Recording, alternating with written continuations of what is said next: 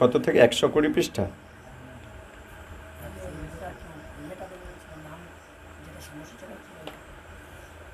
না না, ওটা তো ওখানে হবে। হরে কৃষ্ণ। শুধু ভক্তবৃন্দ, আমরা মঙ্গলাচরণ সম্পন্ন হয়েছে। আমরা রয়েছি বুলারচক শ্রী শ্রী হরে কৃষ্ণ নামহট্ট সংঘে। এখানে শ্রীমদ্ ভগবদ গীতা ধারাবাহিকভাবে অধ্যয়ন হচ্ছে।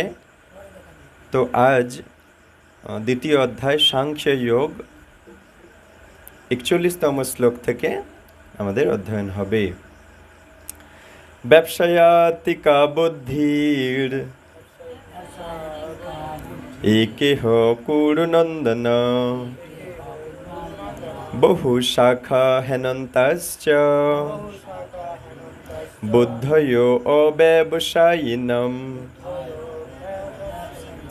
প্রভু বলছেন, যারা এই পথ অবলম্বন করেছে, দ্যাট মিন এই ভক্তি জীবনের পথ যারা অবলম্বন করেছে, মানে এই পথে হাঁটছে, অনেক বাধা বিপত্তি, ওঠা নামা, সম্মান অপমান সব কিছু আসছে ঠিকই, কিন্তু সে এই পথে হাঁটছে যারা, তাদের নিশ্চয়াত্মিকা বুদ্ধি একনিষ্ঠ। তাদের যে বুদ্ধি, মানে তাকে একনিষ্ঠ হয়ে গেছে। নিশ্চয়াত্মিকা বুদ্ধি মানে কি? নিশ্চয়ই আমি এই যে পথটায় আছি, এই পথটাই আমার পরম পথ, সঠিক পথ, মানব জন্ম পেয়ে এই পথেই হাঁটা উচিত। একদম নিশ্চয়াত্মিকা বুদ্ধি হয়ে গেছে তার। বুদ্ধিটা একদম নিশ্চয় যে এই পথটাই আমার সঠিক পথ। প্রভু সেটাই খুব জোর করে বলে দিচ্ছেন যে যারা এই পদ অবলম্বন করেছে তাদের নিশ্চয়াত্মিকা বুদ্ধি একনিষ্ঠ। তাদেরকে আর টলানো যাবে না। অনেক অনেক টাকা লোভ দেখালেও তারা যে সত্যি সত্যি এই পদ আঁকড়ে ধরেছে, বুঝেছে, তার বুদ্ধি স্থির হয়ে গেছে, তাকে টলানো যাবে না কৃষ্ণ ভক্তি থেকে। তাকে যদি অনেক টাকা দেওয়া হয় যে তুমি কৃষ্ণ নাম ছেড়ে দাও, কৃষ্ণ কথা ছেড়ে দাও, তাকে টলানো যাচ্ছে না। প্রভু সেটা বলছেন, আমাদের সৃষ্টিকর্তা। তো হে কুরুনন্দন, মানে অর্জুনকে বলছে কুরুনন্দন, অস্থির চিত্ত, মানে যাদের মনটা অস্থির, চঞ্চল, এই পথে স্থির নেই, সেই অস্থির চিত্ত সকাম ব্যক্তিদের বুদ্ধি বহু শাখা বিশিষ্ট ও বহুমুখী। যাদের এই পথ সম্বন্ধে জানে না, মনটা চঞ্চল, এই পথে আসা উচিত কি উচিত নয় জানে না, বোঝে না, সেই অস্থির চিত্ত সকাম ব্যক্তি যারা এই পথে আছে, তারা নিষ্কাম, তারা যা করে কৃষ্ণের জন্য করে। নিষ্কাম যারা, তারা এই পথ ধরে নেয়। আর যারা সকাম, যা কিছু করবো কৃষ্ণের জন্য টন্য বুঝি না, আমি আমার জন্য করি, এই সকাম এটাকে বলে। স মানে নিজের, কাম মানে নিজের কামনা মেটানোর জন্য যারা সব কিছু করে। তাই বলছে অস্থির চিত্ত, তাদের মনটা অস্থির। অস্থির চিত্ত সকাম ব্যক্তিদের বুদ্ধি বহু শাখা বিশিষ্ট আর বহুমুখী। কখনো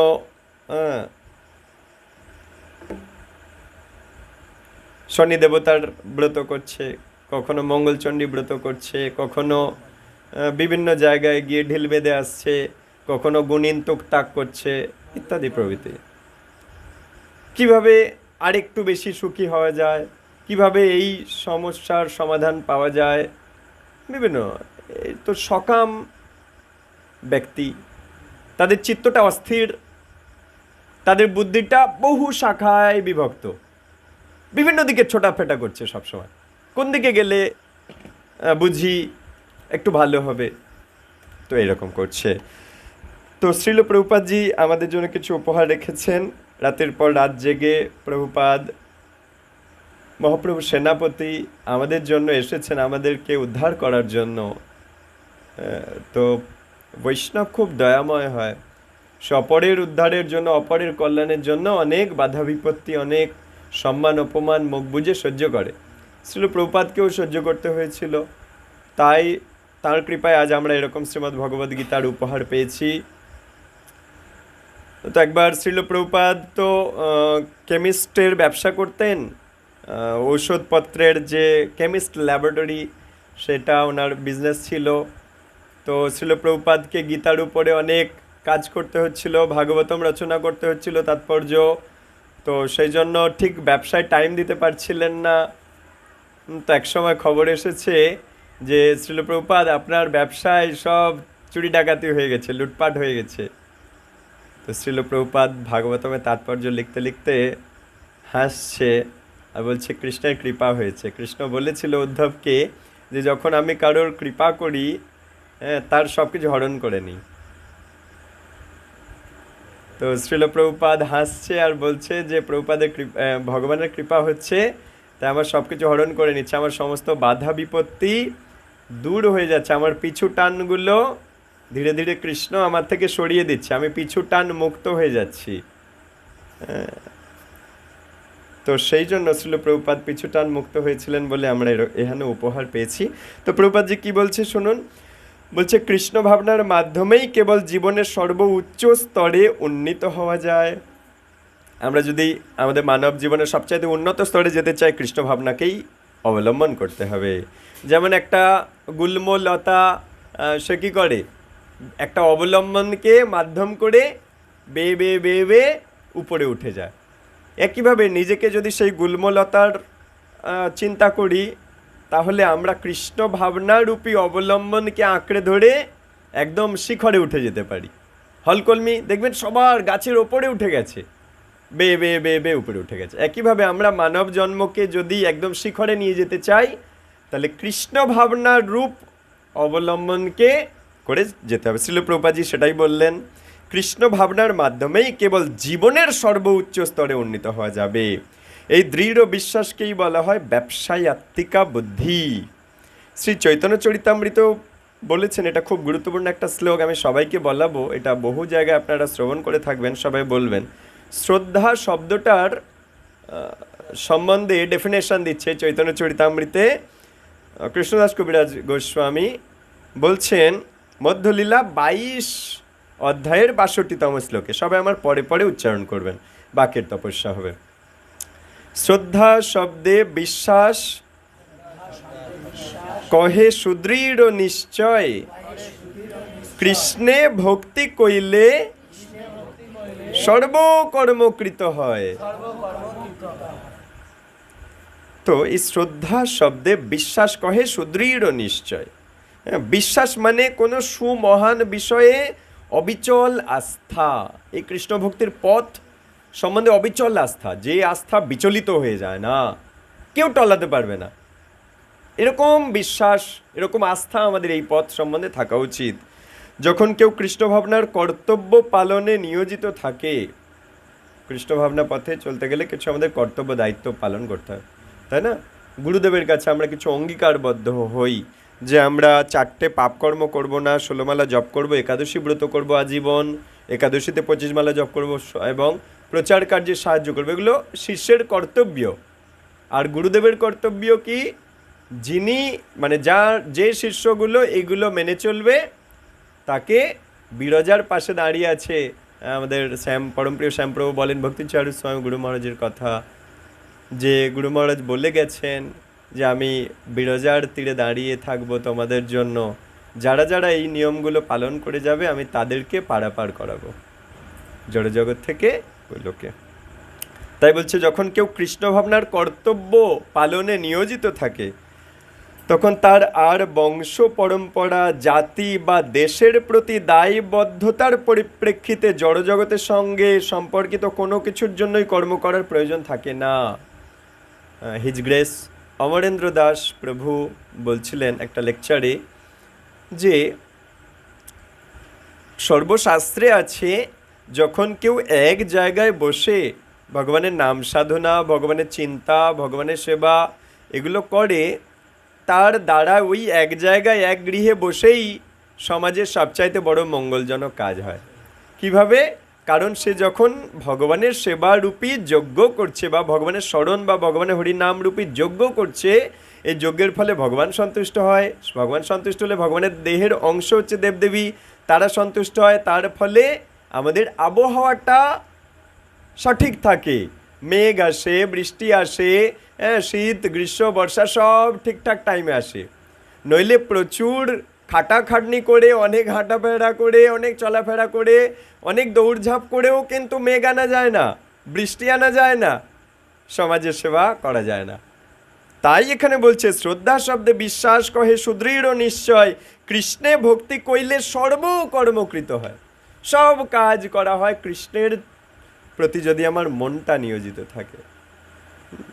তো এইভাবে এই জড় জগতে আজও বৃষ্টি হচ্ছে, তার কারণ জড় জগতে কিছু মানুষ আজও কৃষ্ণ চিন্তা করে, কৃষ্ণের গুণগান গায়, কৃষ্ণ নাম গায়, কৃষ্ণ কথা স্মরণ করে, কৃষ্ণ কথা প্রচার করে। ফর দ্যাটস ওয়াই আজও মেঘ হচ্ছে, বৃষ্টি হচ্ছে।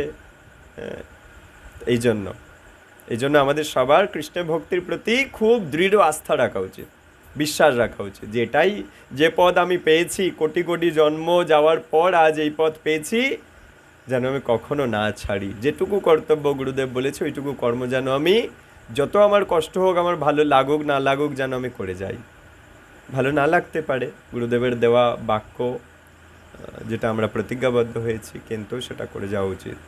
তাহলে এরপরে কি হবে, নইলে এরপর যদি আমি গুরুদেবের দেওয়া কথা না রাখি, তাহলে কী হবে, মানব জন্ম খসে পড়বে, নিম্নজনিতে আমরা চলে যাব, তখন আর মানব জন্ম পাবো না। এবং এরপর আগামী 10,000 বছরই সুযোগ, এরপরে তো কলি প্রাধান্য পেয়ে যাবে।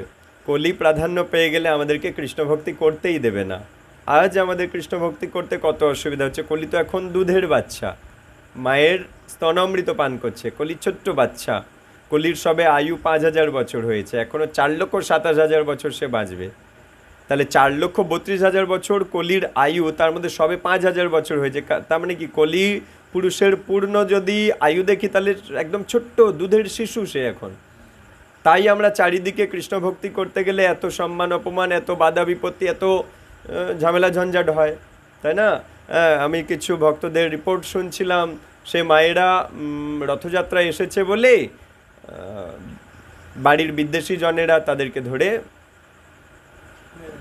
খুব কষ্ট দিচ্ছে, মারধর করছে। কে করাচ্ছে? কলি করাচ্ছে না, ঠিক কি না? তো আমরা যদি এই সুযোগটা অবহেলায় নষ্ট করি, এই জীবনে আমরা সদ্গুরু পেলাম, ইস্কনের মতো এত বড় জাহাজ পেলাম, নামহট্ট সঙ্গের মতো বটগাছের আশ্রয় পেলাম, কিন্তু যদি আমার ভালো লাগে না বলে আমি গুরুদেবের দেওয়া কথাটা না রাখি, তাহলে নিজের পায়ে নিজেই কুড়ুল মারছি, ঠিক না?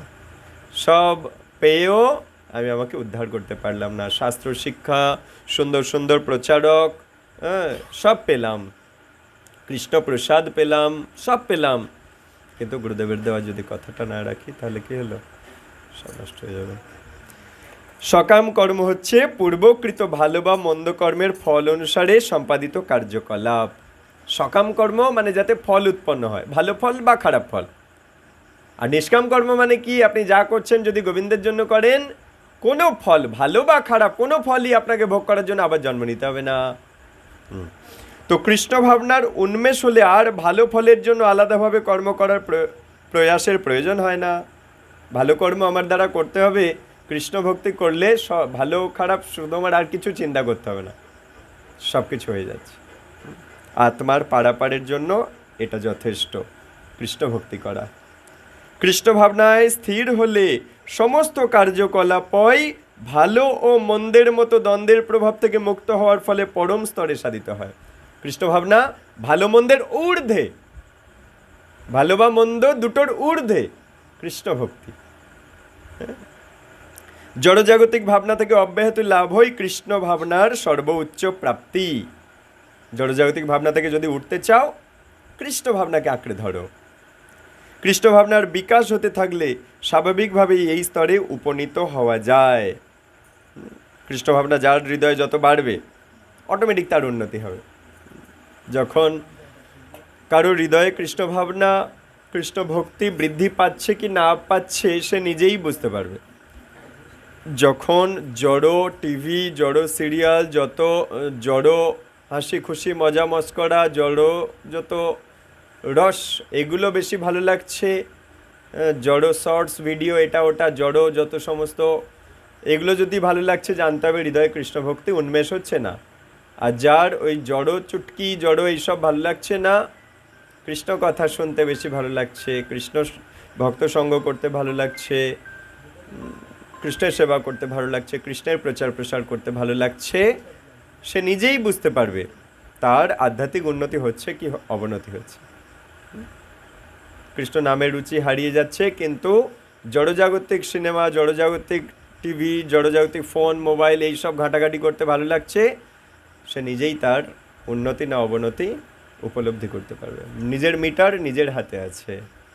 হরে কৃষ্ণ। সেটাই ছিল প্রভুপাদ এখানে বললেন। তো কৃষ্ণ ভাবনায় কোনো ব্যক্তির নিশ্চয়াত্মিকা কৃষ্ণ ভক্তির ভিত্তি হচ্ছে জ্ঞান। কৃষ্ণ ভক্তিকে কে এগিয়ে নিয়ে যেতে পারবে? সেটা হচ্ছে প্রভুপাদ বললেন জ্ঞান। শ্রীল প্রভুপাদকে এক জায়গায় জিজ্ঞাসা করা হয়েছিল, প্রভুপাদ দীক্ষার পর কেউ যদি গ্রন্থ অধ্যয়ন না করে তাহলে তার কি হবে?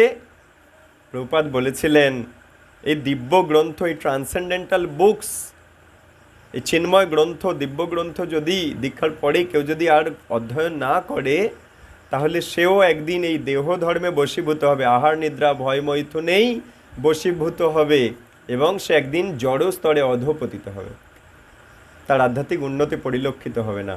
তাই এখানে বলছে কৃষ্ণ ভাবনা ব্যক্তির ভিত্তি হচ্ছে জ্ঞান।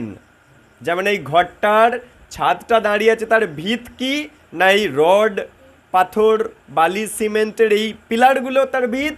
একইভাবে কৃষ্ণ ভক্তি আমি ধরে রাখতে পারবো কি পারবো না, তার ভিত হচ্ছে জ্ঞান। প্রভুপাদ খুব কৃপা করে আমাদের এটা বললেন, বাসুদেব সর্বমিতি সমহাত্মা সুদুর্লভ। একজন কৃষ্ণ ভাবনাময় ব্যক্তি দুর্লভ মহাত্মা, যিনি জানেন বাসুদেব বা শ্রীকৃষ্ণই সমস্ত কারণের মূল কারণ।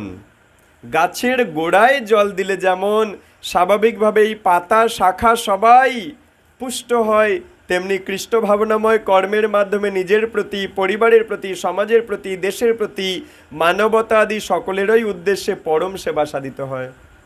খুব সুন্দর উদাহরণ। এটা সব জায়গায় আপনারা বলবেন, যারা প্রচার কার্য করছেন, গুরুদেবের সেবা কার্য করছেন, যে গাছের গোড়ায় জল দিলে যেমন ডাল, পাতা, ফুল, মঞ্জুরি, ফল সবাই দেখো রস পাচ্ছে, পুষ্ট হচ্ছে গোড়ায় জল দিলে। একইভাবে শ্রীল প্রভুপাদ আরও উপমা দিয়েছেন, আমরা যদি উদরে খাদ্য দেব তাহলে আমার হাত, পা, চোখ, চুল, নাক, কান, গলা, সমস্ত শরীর পুষ্ট হয়, রস পায়, সমস্ত কোষ গ্লুকোজ পেয়ে যায়। কিন্তু উদরে না দিয়ে চোখে যদি খাদ্য দিই, কানে যদি খাদ্য দিই, নাক দিয়ে যদি খাদ্য দিই, তাহলে কি হবে? কেউই পাবে না। একইভাবে কৃষ্ণ ভক্তি করা হচ্ছে ওই গাছের গোড়ায় জল দেওয়া, আর বিভিন্ন দেবদেবীর পূজা অর্চনা করা, বিভিন্ন কৃষ্ণকে বাদ দিয়ে ভুলে থেকে অন্য যা ধর্মকর্ম আমি করব ওই গাছের ডালপালায় জল দেওয়ার মতো।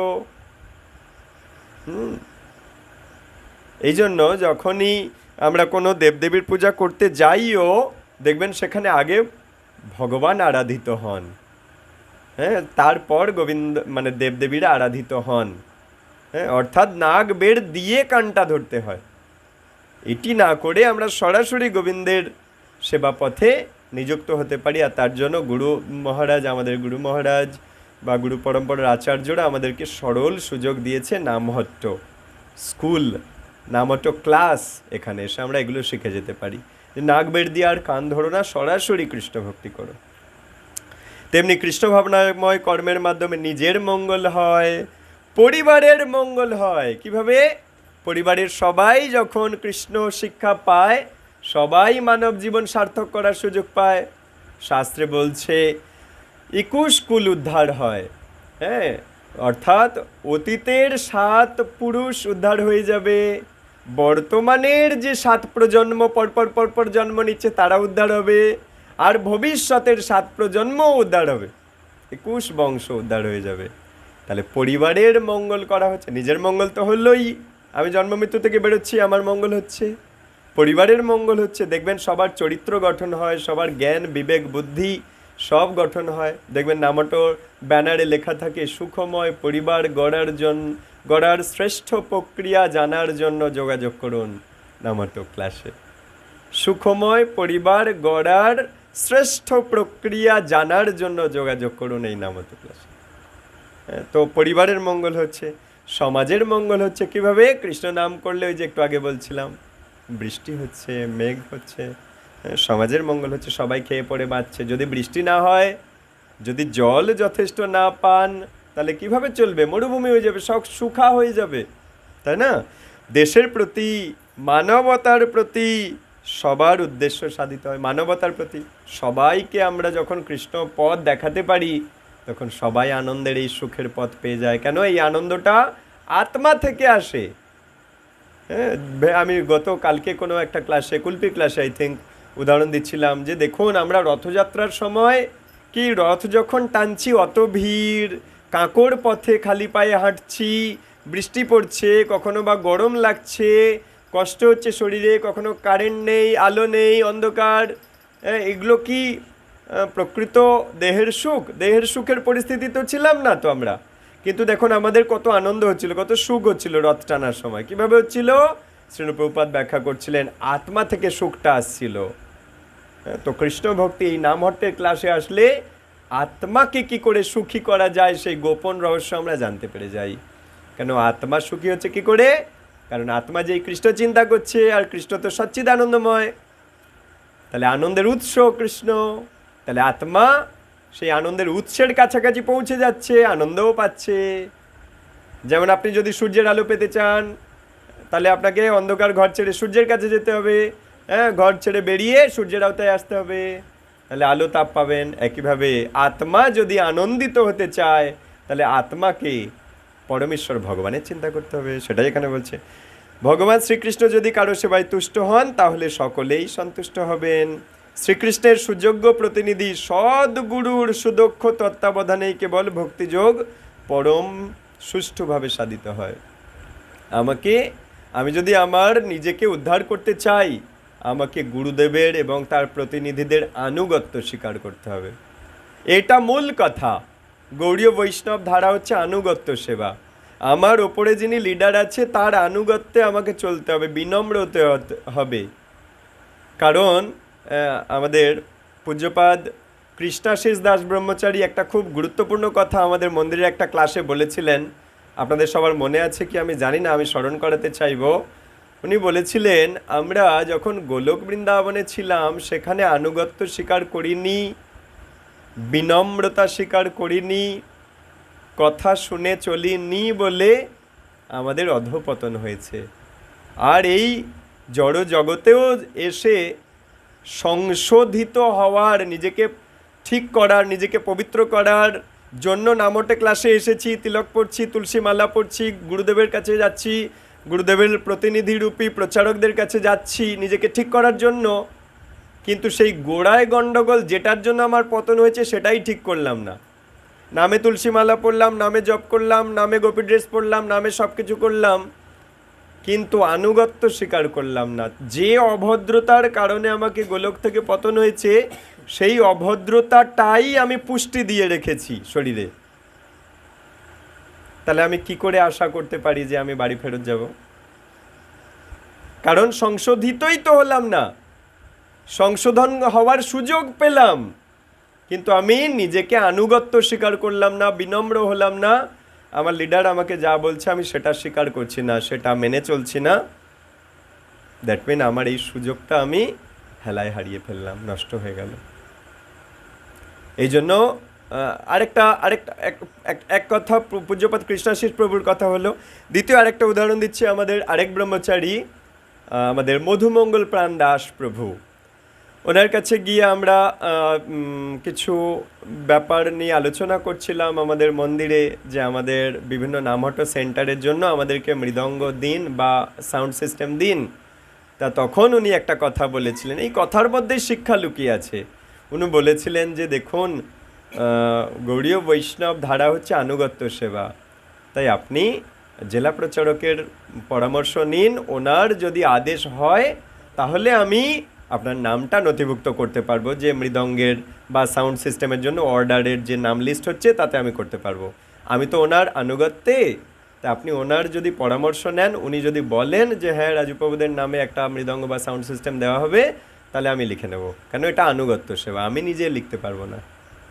তো আনুগত্য, এটাই ভদ্রতা, নচেত সমস্ত কিছু বিফলে যাবে। আমার সমস্ত সাধনা, ভোরবেলা ওঠা, প্রচারে যাওয়া, গ্রন্থ বিতরণ করা, সব বিফলে যাবে যদি আমি এই ভাইরাসটাকে নিজের হৃদয়ে পুষে রাখি, আনুগত্য না স্বীকার করা। তাই শ্রীল প্রভুপাদ এখানে বলছেন, যে শ্রীকৃষ্ণের সুযোগ্য প্রতিনিধি, সদ্গুরুর সুদক্ষ তত্ত্বাবধানেই কেবল ভক্তিযোগ পরম সুষ্ঠুভাবে সাধিত হয়। নতুবা ভক্তিযোগ সাধিত হচ্ছে ঠিকই, কিন্তু সুষ্ঠুভাবে সাধিত হচ্ছে না। তিনি তার শিষ্যের মনোভাব বুঝতে পারেন। গুরুদেব শিষ্যের মনোভাব বুঝতে পারেন, কোন শিষ্য কি করছে কি করছে না। গুরুদেব চিন্ময় তত্ত্ব, তিনি অন্তর্যামী পরতত্ত্ব, তিনি বুঝতে পারেন এবং প্রতিনিধিদেরকে তা জানিয়ে দেন যে এই শিষ্য এই করছে, এই বিপথে যাচ্ছে, এই ভুল কার্য করছে, এবং সেই অনুযায়ী তিনি তাকে ভগবানের সেবায় নিয়োজিত করেন।